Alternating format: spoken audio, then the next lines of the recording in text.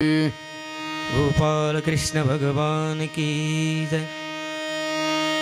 कृष्णा त्वदीय पद पंकज पंजरान्ते अद्यैव मे विशतु मानस राजहंस प्राण प्रयाण समये कपवाद विद्ये कंठावरोदन विदु स्मरणं कुतस्थु कंठावरोदन विदु स्मरणं कुतस्तु।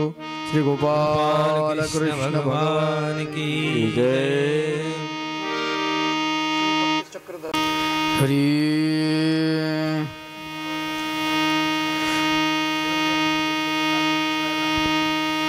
जय श्री देवा चक्रधरा चक्रधरा श्री चक्रधरा जय श्री देवा चक्रधरा चक्रधरा श्री चक्रधरा आलनी चाकुमरा चक्रधरा श्री चक्रधरा मंगलदायक ईश्वरा चक्रधरा श्री चक्रधरा आनंदाचा सागरा श्री चक्रधरा श्री चक्रधरा अनामया अगोचरा श्री चक्रधरा श्री चक्रधरा चक्रधरा श्री चक्रधरा चक्रधरा श्री चक्रधरा बुद्धांताचा गर्भ तू श्री चक्रधरा श्री चक्रधरा भवमुक्तीचे वर्म तू श्री चक्रधरा श्री चक्रधरा प्रकाशाची आभा तू श्री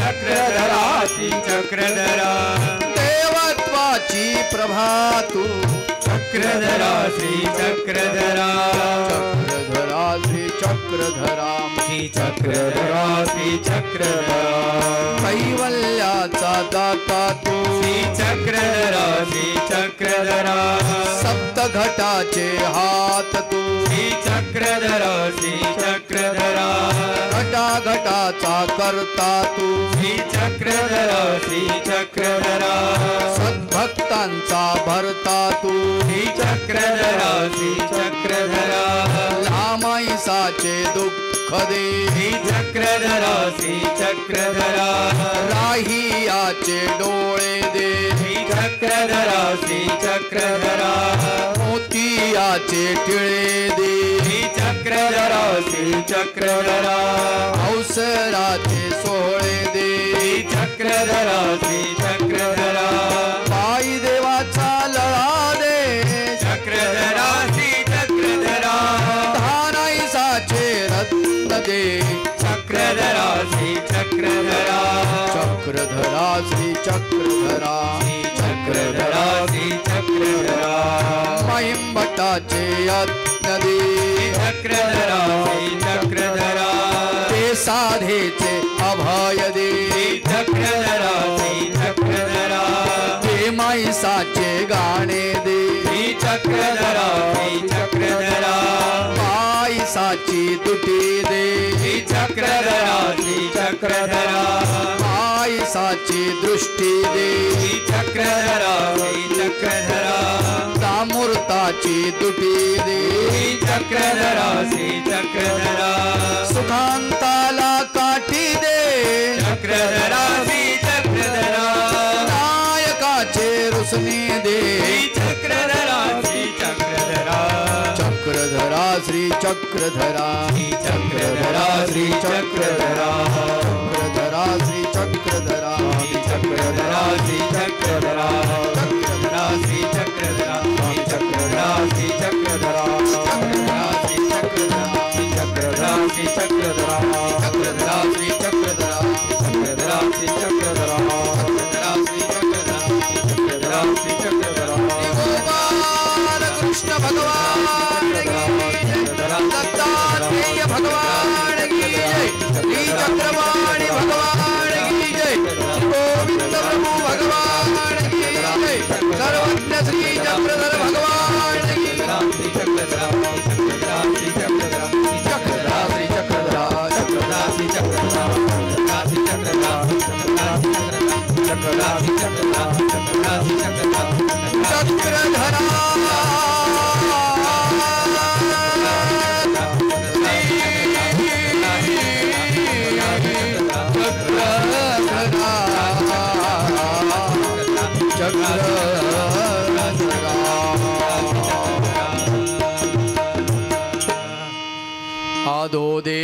देवकी देव गर्भजननं गोपीगृही वर्धनं मायापूतन जीवितापहरणं गोवर्धनोद्धारणं कंसच्छेदन कौरवादिहतनं कुन्तीसुतापालनम् एतद्भागवते पुराणकथितं श्रीकृष्णलीलामृतं श्रीगोपालकृष्ण भगवान की जय। कृष्णाय वासुदेवाय हरये परमात्मने प्रणतक्लेशनाशाय गोविंदाय नमो नमः। श्रीमद्भागवत कथा कथेचा आजचा 5वा दिवस। गेल्या 4 दिवसापासून आपण श्रीमद्भागवत कथा ऐकत आहोत। आजच्या या 5व्या दिवसाच्या स्वर राहू दे, स्वर बंद नका करू, हे चालू राहू दे। हां, आजच्या या 5व्या दिवसाच्या परब्रह्म परमेश्वर भगवान गोपालकृष्णाची कथा निवेदन करत असताना या ठिकाणी कालपर्यंत आपण बघितलं होतं, परब्रह्म परमेश्वर भगवान गोपालकृष्णाने काल यवनाला संपवलं। उग्रसेनाचा राज्याभिषेक झालेला आहे। भगवंत सांदीपाणीच्या आश्रमामध्ये गेलेले आहेत। सांदीपाणीकडून विद्याभ्यास केलेला आहे। तिथे सुदाम नावाचा मित्र भगवंताला भेटलेला आहे। बलराम दादा आणि भगवान गोपालकृष्णाचं परत मथुरेमध्ये आगमन झालेलं आहे आणि जरासंधाच्या 17 स्वाऱ्या भगवंतानं परत केल्यात। जरासंधाला हरवलं। जरासंधाच्या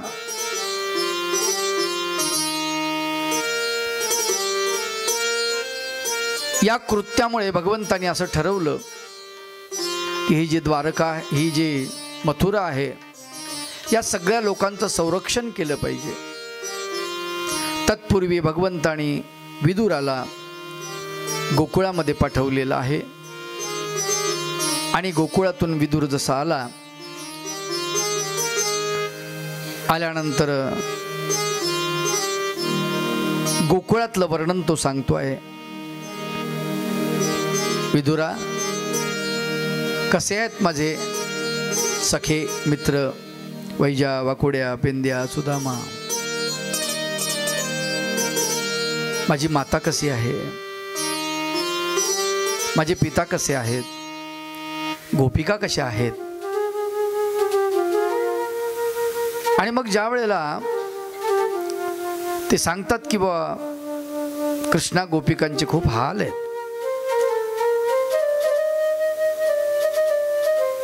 अरे मी एक असा डोळा पाहिला नाही की ज्या डोळ्यामध्ये अश्रू नाही आहेत।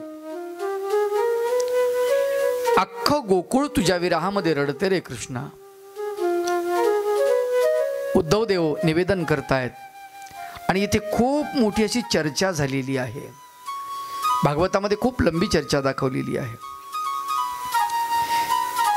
की विरह कशामुळे दिला जातो, विरह देण्याचं कारण काय, भक्ताला दूर लोटतात भगवंत, त्याचं कारण काय,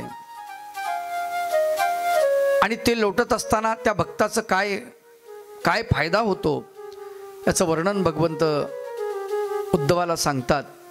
अशा प्रकारचं बरंच वर्णन त्याच्यामध्ये आलेलं आहे। ते म्हणाले की जितका जितका विरह झाला भक्ताला, तितकं तितकं भगवंताबद्दलचं प्रेम त्याचं वाढतं आणि भक्ताचं जितकं काही मागच्या जन्मातलं पाप असेल, काही कर्म असतील, तेवढे सगळे नष्ट होतात। सर्वज्ञ श्री चक्रधर प्रभूंनी तेच सांगितलेलं आहे। 4 प्रकारचं दुःख करायला सांगतात भगवंत, निर्वेद, अनुताप, अनुशोच आणि आर्त। निर्वेद शब्दाचा अर्थ मला काही कळत नाही, मला काही समजत नाही अशी स्वतःची किती ज्ञानी जरी आपण असलो तरी स्वतःबद्दल असं म्हणणे, देवा भगवंता मी अडाणी आहे तुझ्या पुढे, असं म्हणणे. संताजवळ जाऊन मला काय कळतंय, मी तुमच्या पायाची धूळ आहे. नाही, संत तुकाराम बाबांनी तेच म्हटलं ना, पायीची वाहन पायीच बरी. संतांचं गोडवे गात असताना त्यांनी तसं म्हटलेलं आहे. जेव्हा आपण आपल्या मोठेपणालाही जुगारून देतो त्याला निर्वेद असं म्हणतात. अनुताप, अनुताप म्हणजे मागे केलेले जे कर्म आहेत, पाप आहेत, त्याचं स्वतःला खेद होणे, दुःख होणे, अंतकरणामध्ये वाटणे की नाही हे बरोबर नाही झालं, चुकीचं झालं, त्याची आठवण सतत ठेवत राहणे. अनुशोच, एका जन्मामध्ये अनेक जन्मामध्ये तेच कर्म केलेले आहेत आपण. असं वाटतं का आपल्याला याच जन्मात आपण चोर आहोत, याच जन्मात चोराव असं वाटतं? नाही. आणि मग कुठल्या जन्मामध्ये अनंत जन्म आपण भोगत आलेलो आहोत. अनंत जन्म भोगत भोगत भोगत जसं आलो आपण, प्रत्येक जन्मामध्ये तेच काम केलं, त्याच्यामुळे त्याचा आपल्याला हॅबिट झाली, सवय झाली. अनेक जन्मामध्ये पापकर्म केलेली आहेत, त्याची आपल्याला सवय झाली, त्याच्यामुळे सत्कार्य आपल्याकडून होत नाही, सत्कर्म आपल्याकडून होत नाही. भगवंत फार सुंदर समजून सांगतात उद्धवाला.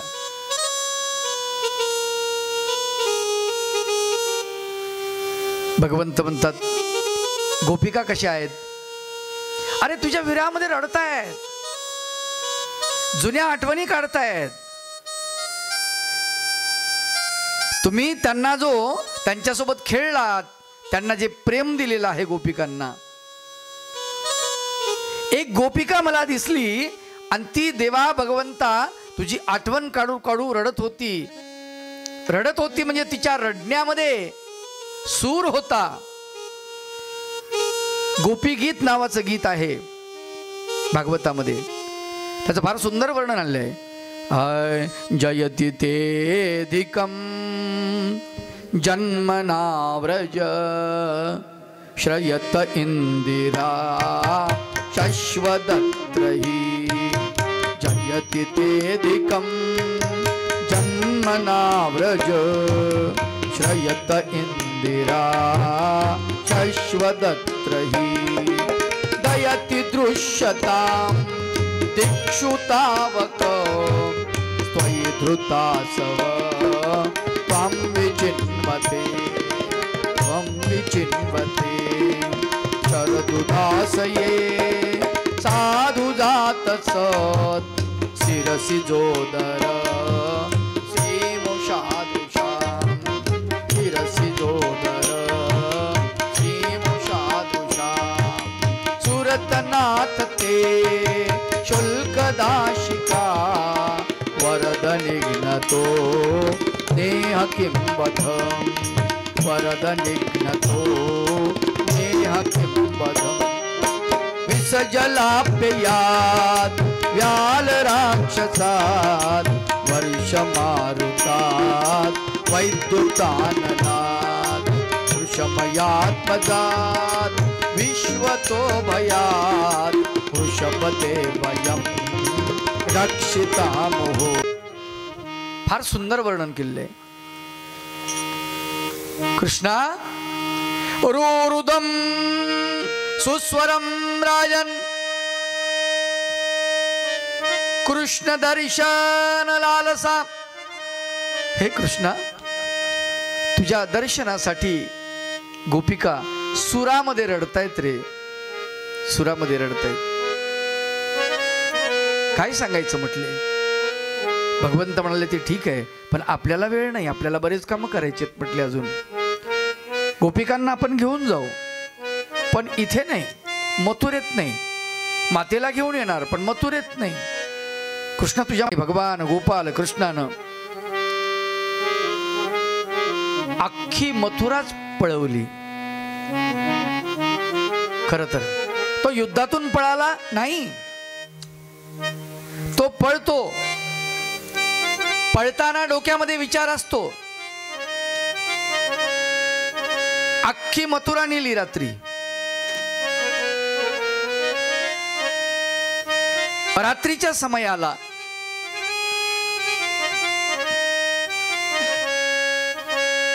सागरी रचोणी द्वारका विभावरी, निद्रिस्त नेले जनानंद मातृ पितरी,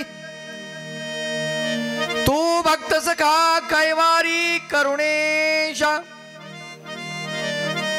झोपीमध्ये नेलेले आहेत, सगळे झोपीमध्ये आहेत. आणि अचानक परब्रह्म परमेश्वर भगवंतानी विश्वकर्म्याला सांगितलं की विश्वकर्म्या, आपल्याला ही जी नगरी आहे मथुरा ही अशीच राहू द्यायची, पण याच्यातले जे माणसं आहेत सगळे सगळे घेऊन जायचे. ते संकट नेहमी येतात, वारंवार संकट येतात. बघितलं ना तू, 17 वेळेस जरासंधानं स्वारी केली, 17 वेळेस त्याला पलटून लावलं, तरीही 18व्या वेळेला तो काळ यवनाला घेऊन आला. पुन्हा येणार नाही कशावरून? लक्षात घ्या, तुम्हाला काय करायचं ते करा, पण पहिलं कुटुंब सुरक्षित करा. ही गोष्ट कृष्णानं शिकवलेली आहे. कुटुंबाचं संरक्षण पहिलं महत्वाचं आहे. आणि म्हणून भगवान गोपाल कृष्णानं विश्वकर्म्याला सांगितलं आणि द्वारिकेची रचना झाली. महानुभाव भाष्यकार नरेंद्र फार सुंदर वर्णन करतात.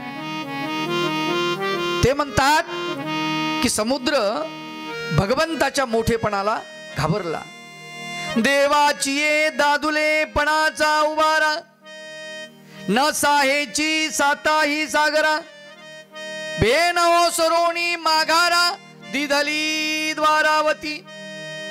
समुद्र मागे सरला, मागे हटला आणि भगवंताला जागा करून दिली की तुम्ही इथे थांबा. आणि त्या बेटावरती भगवंतानी विश्वकर्म्याच्या माध्यमातून द्वारकेची रचना केली. द्वारका जशी रचली तुम्हाला सांगतो, त्या द्वारकेचं काय वैभव सांगावं. त्या द्वारकेमध्ये विश्वकर्म्यानी सोन्याच्या द्वारकेची रचना केलेली आहे. आता सोन्याची द्वारका रचता येते का? सोन्याचे दगड नाही, चेपून जातील. मग काय केलं? दगड जे दगडच आहेत, पाषाण आहेत, पण त्या पाषाणाला सोन्यामध्ये बुडवलेलं आहे, त्याला सोन्याचा मुलामा दिलेला आहे आणि त्याचे दगड बनवलेले आहेत आणि त्याच्यात अख्खी द्वारका सोन्याची आहे. असं का बा? हे एक भौगोलिक कारण आहे, आम्हाला माहित नाही, कल्पना नाही आहे. आम्ही नुसत्या असं म्हणतो. काही लोक म्हणतात द्वारका सोन्याची होती, लंका सोन्याची होती, सुदामाची नगरी सोन्याची होती. भारतात एवढं सोनं होतं, काही बंडल मारतात. असं नाही आहे. ते होती, सोन्याची होती, पण कशी होती? अख्खी सोन्याचे दगड चेपून जातील वर जर वजन त्याच्यावर दिलं तर. कारण का? त्याच्यामध्ये सोना हा धातू नरम आहे, नरम.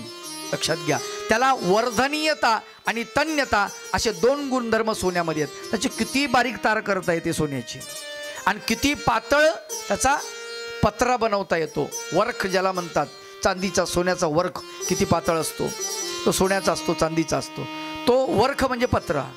सोनं त्याला थापटून थापटून, त्याला ठोकून ठोकून ठोकून त्याचा पातळ बनलेला असतो. मग असा धातू, नरम धातू, त्याच्यावरती दगडावर दगड जर रचले तर ते टिकणार नाहीत. म्हणून काय केलं? म्हणून ती द्वारका रचत असताना दगड सोन्याच्या पाण्यात बुडवलेले आहेत आणि सोन्याच्या पाण्यामध्ये बुडवून त्या दगडांना एकावर एक ठेवून त्याचे महाल बनवलेत, राजवाडे बनवलेले आहेत. सुंदर अशा प्रकारची रचना त्या द्वारकेची विश्वकर्म्यांनी करून घेतली. आणि प्रत्येक 3 पवळी आहेत. पवळी शब्दाचा अर्थ परकोट. जसं तुम्ही जर बघितलं, देवगिरी किल्ला पाहिला असेल, ज्यांनी पाहिला असेल त्यांना माहिती आहे की देवगिरीमध्ये जाताना, किल्ल्यावर जाताना अलीकडे एक मोठा दरवाजा आहे आणि मोठ्या भिंती आहेत. तर ते जे भिंती आहेत ना मोठ्या मोठ्या, असे 3 भिंती होत्या द्वारकेमध्ये आतमध्ये शिरण्यासाठी. 3 भिंती, मोठ्या मोठ्या भिंती. बरं, त्या भिंती एवढ्या सुंदर रत्नजडित माणिके मोतिके खवलेले त्याला. कारण का? समुद्र जो आहे ना, समुद्र अनर्ग रत्नाचं भांडार आहे. त्याच्यामध्ये प्रचंड प्रमाणामध्ये रत्न आहेत आणि ते शोधल्यानंतर सापडतात, असे सापडत नाही रत्न. समुद्राच्या काठी असल्यामुळे भगवान गोपाल कृष्णाने समुद्रातील अमूल्य रत्न त्या गोताखोराकडून काढलेले आहेत आणि त्या रत्नाचा व्यापार मध्य भारतामध्ये यादवांच्या माध्यमातून भगवंताने केलेला आहे. लक्षात. आता इथं मथुरा ते द्वारका याचं अंतर जर आता मोजलं आपण किलोमीटरमध्ये, कमीत कमी 750-800 किलोमीटर आहे. आता इतकं दूर नेऊन ठेवलं भगवंतानी. बरं, आताही भोवताल पाणी आहे. तुम्ही गेलात द्वारकेला, महाचिंतनीला बरेच लोक आले होते. भोवताल पाणी आहे, मधामध्ये बेट आहे. म्हणजे शत्रूचं आक्रमण तसं होऊ शकत नाही. केवळ आणि केवळ समुद्र मार्गानेच यावं लागतं, दुसरा मार्गच नाही आहे. आणि त्या द्वारकेचा संरक्षणार्थ भगवान गोपाल कृष्णाचं चक्र सुदर्शन त्याच्या भोवती फिरते आहे. एका सेकंदामध्ये 11 चक्कर मारते ते. 11 चक्कर एका सेकंदामध्ये. इतकं संरक्षण आहे त्या द्वारकेला. आतमध्ये कोणी शिरायचं कामच नाही आहे. कुटुंबाला सुरक्षित केलं आणि भगवंतानी मग मध्य भारतामध्ये येऊन राजकारण करायला सुरुवात केली. लोक झोपलेले होते मथुरेमध्ये. सकाळी उठले. सकाळी उठल्यानंतर लोकांनी पाहिलं आवाज वेगळाच यायलाय. समुद्राचा आवाज यायलाय, समुद्रांच्या लाटांचा आवाज येतोय. वारं वाहते तर वाऱ्याचा आवाज जास्त यायला लागला. लोक म्हणले असं कसं काय झालंय. झोपेतून बाया उठल्या, माणसं उठले. समोर पाहिला तर अथांग समुद्र. पाहिल्या लोक म्हणले बापा बापा बापा, पाणीच पाणी. कृष्णा, ह्याच्यातून बाहेर कसं पडायचं. देव म्हणले पडायचंच नाही, इथंच थांबायचं. आणि मग खायचं काय म्हणले, इथंच सगळं हे, चिंता करू नका. तुम्हाला खाण्यापिण्यासाठी सगळं इथे आहे. सगळं तुमच्या आवश्यक वस्तू ज्या आहेत त्या सगळ्या तुम्हाला इथे मिळतील. व्यापारी त्यांच्या वस्तू विकण्यासाठी इथे येतील. चिंता करू नका. कुटुंब सुरक्षित केलेले आहे भगवंतानी. आणि मग परब्रह्म परमेश्वर भगवान गोपाल कृष्ण मध्य भारताकडे येतात. इकडे हस्तिनापूरची एक वेगळीच घटना झालेली आहे.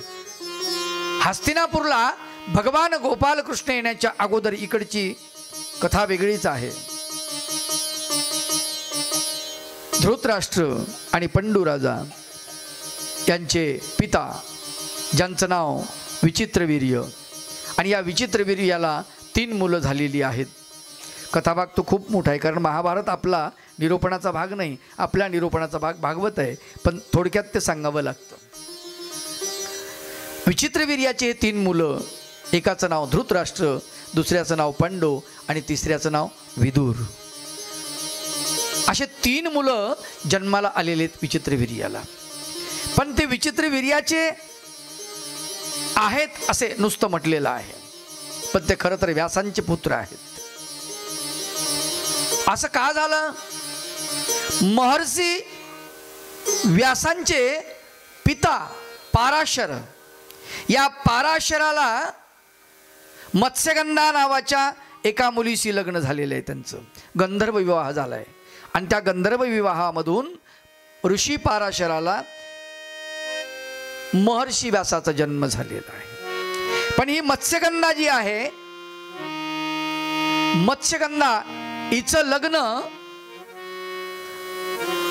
धृतराष्ट्राच्या पित्याशी लावण्यात आलेलं आहे, ज्याचं नाव विचित्रवीर्य. हा विचित्रवीर्य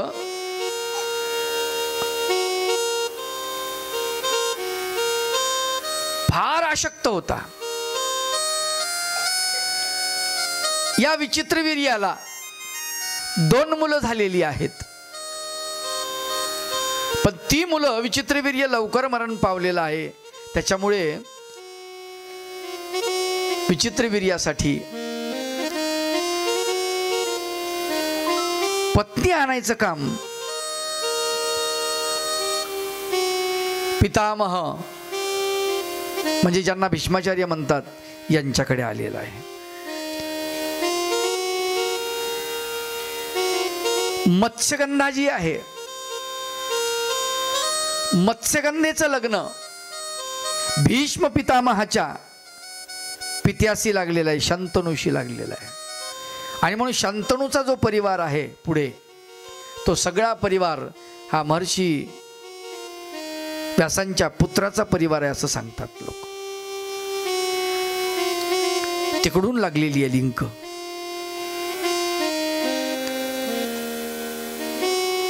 पितामह भीष्म हे ब्रह्मचारी आहे.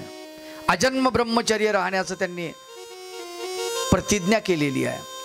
का तर आपल्या पित्याचं लग्न मत्स्यगंधेसोबत लागलं पाहिजे. मत्स्यगंधा ही कोळ्याची मुलगी आहे. आणि शंतनू राजाने सांगितलं की हिच्या संग मला लग्न करायचं आहे.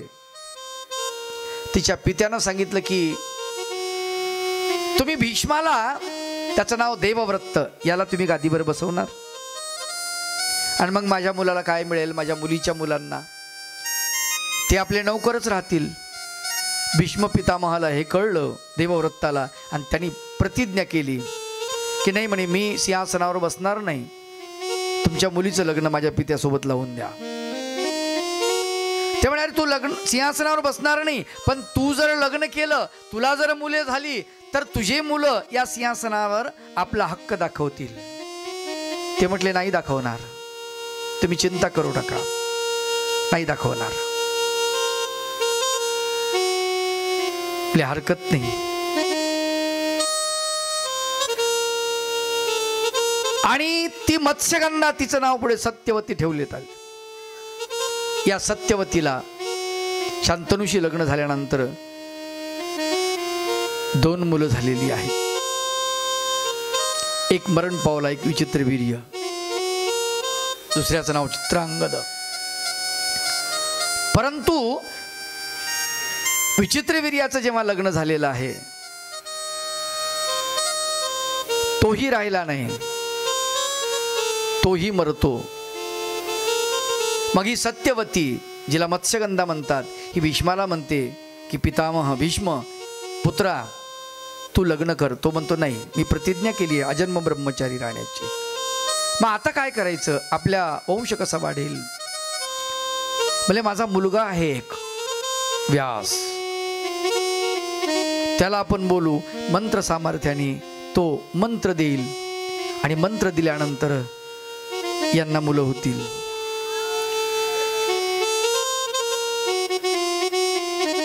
बोलवलं, व्यासाला बोलवलं. व्यास उग्र तपश्चर्येमध्ये होते. महर्षी व्यास बसलेले आले आहेत, स्वागत झालं. विचित्रवीर्याच्या पत्नीला त्यांच्या समोर उभं केलं. महर्षी व्यासांचं तेजच इतकं प्रचंड होतं की त्यांच्याकडे पाहिल्या पाहिल्या तिनं डोळे लावले. जसे डोळे लावले तसे महर्षी व्यास उठून गेले आणि मातेला सांगतात, सत्यवतीला, माते हिला पुत्र होणार, प्रचंड ताकदीचा होणार, पण आंधळा होणार. का रे बाबा, असं का झालं. म्हटले तिने डोळे लावले. मंत्राचा उच्चार करता क्षणीच तिने डोळे लावले, म्हणजे तिला अंधपुत्र होणार म्हटले. शेवटी पुन्हा तिला पाठवलं सजवून. असं काय करतेस, बरोबर नाहीये. दुसऱ्या वेळेला ती थरथर थरथर थरथर कापायला लागली.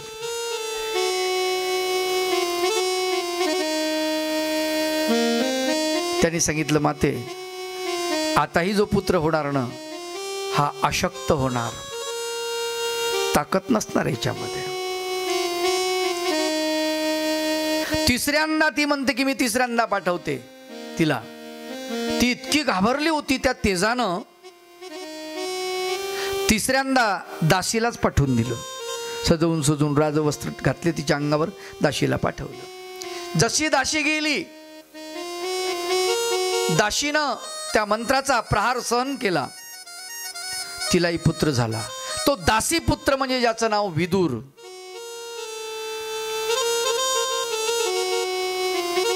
व्यासाच्या तेजाकडे पाहून ती थरथर कापत होती. तो पुत्र जन्माला आला म्हणजे त्याचं नाव पंडू.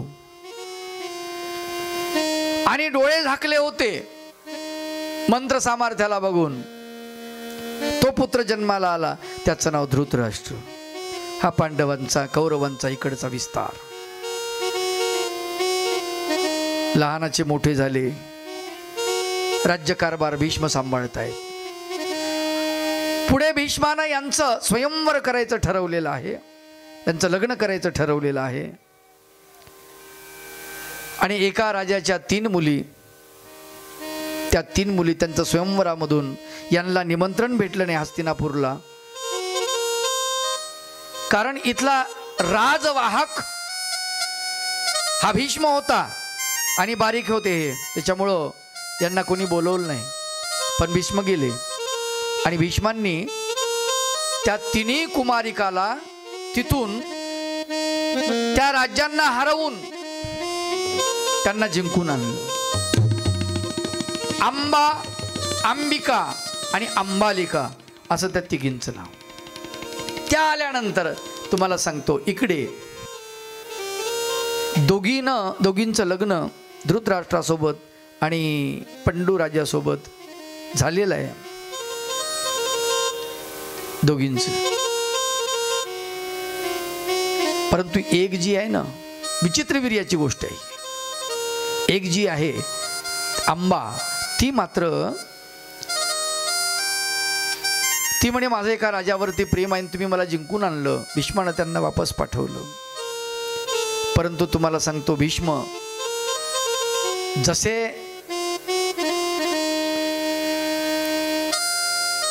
त्या स्त्रीला वापस पाठवलं, त्या राजानं सांगितलं भीष्माची उष्टी आहे, जिंकून नेली होती, मी नाही ठेवणार. अरे, ती भीष्माकडे आली, भीष्माला म्हणाली तुम्ही माझ्यासोबत लग्न करा. भीष्म म्हणाले नाही, मी ब्रह्मचर्य व्रताचं पालन केलेलं आहे, अजन्म ब्रह्मचारी राहण्याची शपथ घेतलेली आहे, मी लग्न करणार नाही. मग मी काय करू? अरे म्हणजे तुला पाठवलं, सन्मानाने पाठवलं, म्हणजे त्याने असं असं मला शाप दिला, मग त्यात माझा काय दोष? तुम्ही जिंकून आणलं नसतं तर मी त्याच्यासोबत गेले असते. भीष्म म्हणाले माझा नाईलाज आहे. शेवटी ती परशुरामाकडे गेली, कारण भीष्म हे परशुरामाचे शिष्य होते. परशुरामाला सांगितलं गुरुवरी अशी अशी गोष्ट आहे, तुमच्या शिष्याने असं केलं, त्याला म्हणा माझ्यासोबत लग्न कर. परशुराम आले, भीष्मा गुरुची आज्ञा आहे, लग्न कर. गुरुजी, तत्वापुढे, धर्मापुढे, वचनापुढे मी गुरुलाही मानत नाही, मी लग्न करणार नाही. मग युद्धाला तयार हो, हरकत नाही, युद्ध करायला तयार आहे. युद्ध झालं, दोघांचं तुंबळ युद्ध झालं, प्रचंड युद्ध झालं. शेवटी शिष्याने गुरुला हरवलं, परशुरामांना हरवलं भीष्माने. भीष्माने हात टेकले, ते म्हणाले बाई तुझं तू सांभाळ, तर मी काय करू, माझा नाही इलाज आहे. तिनं महादेवाची तपश्चर्या केली, महादेवाला प्रसन्न करून घेतलं. महादेवानं काय झालं म्हटले, म्हणले अशी अशी गोष्ट झाली. महादेवानं डोळे झाकले आणि अंतर्ज्ञानानं जाणलं भीष्माला आपण हरवू शकत नाही. म्हणले भीष्माला हरवू शकत नाही, त्याच्यासाठी मी दुसरा जन्म घेईन, पण त्याला मी हरवणार, तुम्ही नाही हरवलं तर. पण म्हणले मी करून बघतो. महादेव आले, महादेवासोबत भीष्माचं युद्ध झालं, महादेवालाही भीष्मानं हरवलं. आता काय करायचं? शेवटी परत ती तपश्चर्येला बसली.